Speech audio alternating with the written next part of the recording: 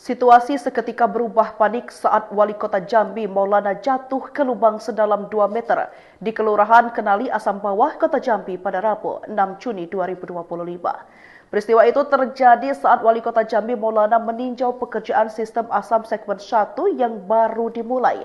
Peristiwa berawal saat rombongan mengecek titik di dekat sebuah selokan. Tampak Wali Kota Jambi Maulana mengenakan helm putih bersama Kepala Balai Wilayah Sungai Sumatera Jambi Dirjen Sumber Daya Air Kementerian PUPR David Partonggo. Setidaknya ada 4 orang berdiri di atas boks coran. Dalam 2 detik, coran itu langsung ambrol, tak mampu menahan berat badan 4 orang tersebut. Saat Maulana jatuh ke lubang 2 meter, semua orang yang ada di sana terlihat cemas. Orang-orang langsung berlari menolong. Setelah mereka berhasil naik ke atas, bukannya rasa marah atau kesal, Maulana malah tersenyum. Pasca kejadian, bukannya berhenti untuk beristirahat, Wali Kota Jambi itu malah nekat mengecek proyek. Dia terlihat tambah bersemangat.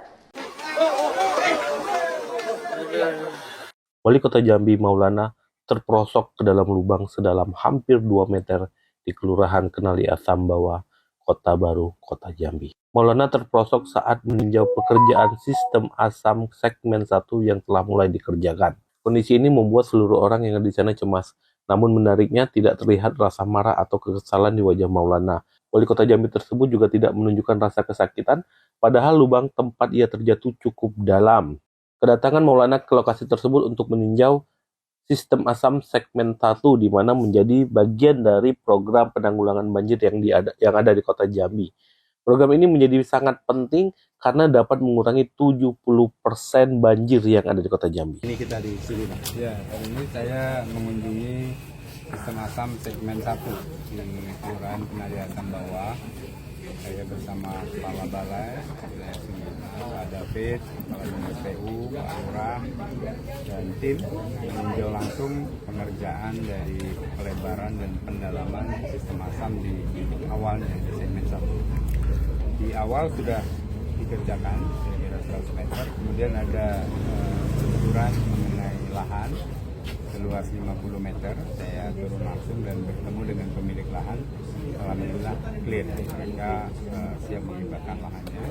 Kami pemerintah hanya merenovasi rumahnya saja, dan ini bisa dikerjakan. Nah, kami berharap juga kepada masyarakat Jambi yang berada dalam sistem asam ini, kalau lahan itu belum ada bangunan agar bisa dihibahkan supaya lebar sampai ke ujungnya bisa 9 meter.